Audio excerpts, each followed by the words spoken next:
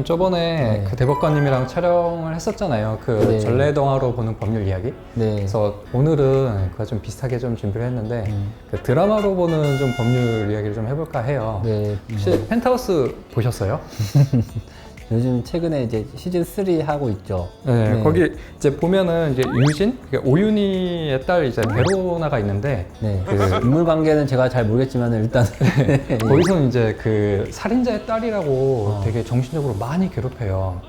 뭐 이럴 때 법적으로 그 이제 뭐 모욕죄나 뭐 아니면은 뭐 이제 명예훼손죄로 이제 고소를 좀 할 수 있는지 좀 저는 궁금해서 아, 네. 한번 여쭤봐요. 명예훼손죄랑 그 모욕죄는 좀 차이가 있는데 우선은 흔히 말하는 모욕죄라는 것들은 지금 요 펜트하우스 보니까 유진 딸? 오윤의 딸로 이제 살인자의 딸이라고 해서 뭐 그런 거를 친구들이 어떤 벽보 이런 데 붙이는 것 같아요. 그래서 그런 부분에서 모욕죄가 되려고 하면은 크게 세 가지가 필요하다고 해요. 첫 번째로는 어떤 모욕적인 언사가 있어야 돼요. 지금 말한 것처럼 살인자의 딸, 이제 모욕적이잖아요, 그렇죠? 뭐 그런 언사가 있어야 되고, 두 번째로는 특정이 돼야겠죠. 베로나라는 사람, 특정이 돼야 되고, 세 번째로는 공연성이라는 단어가 있는데 흔히 말하는 전파 가능성이 있어야 돼요. 불특정 다수한테 퍼질 가능성이 있어야 돼요. 그러니까 예를 들어서 그런 글들을 인터넷에 올렸으면은 불특정 다수가 볼 여지가 있겠죠. 이거는 공연성이 당연히 인정될 거예요. 다만 넌 살인자의 딸이야 라는 거를 어떤 친구가 그 베로나 있잖아요. 그 직접 당사자한테만 둘이 있는 이런 방에서 둘한테만 얘기했다. 그거는 공연성이 없어요. 전파 가능성이 없어요.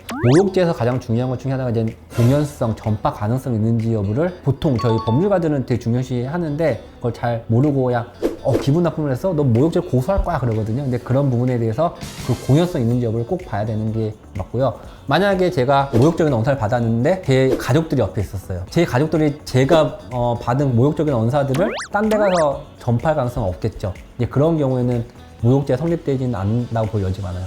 아까 말한 것처럼 이 펜트하우스 같은 경우에도 살인자의 딸 베로나 이렇게 했을 때 모욕성이 당연히 있고 베로나라는 특정성이 있고 이것들을 대자보나 어떤 학교 막 게시판 이런 데 붙였다 하면 불특정 다수가 지나가다 볼 거거든요. 그런 경우에 공연성도 당연히 있고 그걸 본 사람들은 어머 얘가 베로나가 이런 살인자의 딸이라 막 이렇게 얘기할 가능성이 많잖아요. 그렇기 때문에 그 세 가지 요건이 다 충족이 되기 때문에 이런 경우에는 모욕죄가 성립될 가능성이 높다고 보이고요. 다만 이제 모욕죄는 흔히 말하는 친고죄예요. 친고죄는 뭐냐면요. 이 베로나가 고소를 해야 돼요. 고소를 해야지만 그 친구를 처벌할 수 있어요. 그렇지 않으면은 경찰 그래서 수사를 하더라도 검찰에서 기소를 못하기 때문에 처벌 못하거든요. 그래서 친고죄라는 특성이 좀 있다라는 것들을 한번 같이 보시면 될 것 같고요. 이제 반대로 이제 명예훼손죄 같은 경우에는 모욕죄보다는 요건이 비슷해요. 공연성도 있어야 되고 특정성도 있어야 되고 또한 모욕적 언사보다는 좀 더 구체적인 사실을 적시 말해도 명예훼손이 가능해요. 허위 사실은 당연히 해당하고 사실을 적시하든 허위 사실을 적시하든 다 처벌은 가능하고 허위 사실을 적시한 경우에는 더 중하게 처벌되는 그 차이만 있어요. 뭐 이 경우에는 살인자의 딸이라고만 나와 있지만은 좀 더 구체적으로 칼로 어떻게 했더니 뭐 밀어서 죽였다든지 뭐 여러 가지 있을 거 아니에요. 구체적인 내용을 하면서 그런 사실, 그게 사실이든 허위든 간에 명예훼손죄가 성립될 가능성이 있고 다만 명예훼손죄 같은 경우에는 모욕죄와 좀 다르게 이거는 반의사 불벌죄라고 해요. 그러니까 폭행죄와 비슷해요.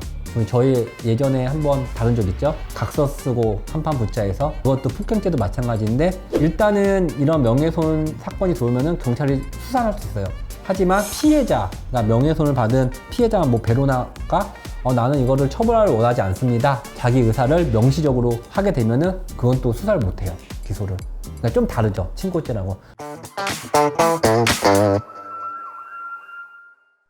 만약에 이런 거죠. 그러니까 야 이 살인자의 딸이야 하면서 블라블라블라 막 되게 구체적으로 얘기를 해요. 그럴 때는 모욕죄랑 명예훼손죄가 같이 적용될 여지가 있는데 모욕죄보다는 명예훼손죄가 더 중하거든요. 그래서 이게 흔히 흡수된다고 해요. 모욕죄가. 그래서 명예훼손죄로만 처벌이 된다고 보시면 될 것 같고 그런 경우에도 아까 말한 것처럼 피해자가 명시적인 의사를 밝혀서 처벌하지 말라고 하지 않는 이상은 이제 처벌될 가능성이 있는 거죠. 뭐 하여튼간 뭐 드라마 보면서도 그런 거고 평상시에도 보다 보면은 하여튼간 말을 할 때는 신중하게 좀 해야 될 것 같아요. 내가 하는 말이 법적으로 문제될 여지가 있을 수도 있으니까 뭐 드라마 보시면서도 이제 그런 것도 보면서 법적인 것도 같이 생각하시면은 재밌게 또 보지 않을까? 라는 생각이 듭니다. 네. 아무도 없으면 그러면 모욕 받았으면 저도 같이 쌍욕을 하는 수밖에 없겠네요. 뭐 서로 쌍욕하고 싸우시던지. 그러니까 모욕죄는 성립이 어렵지 않을까 생각이 들어요. 예.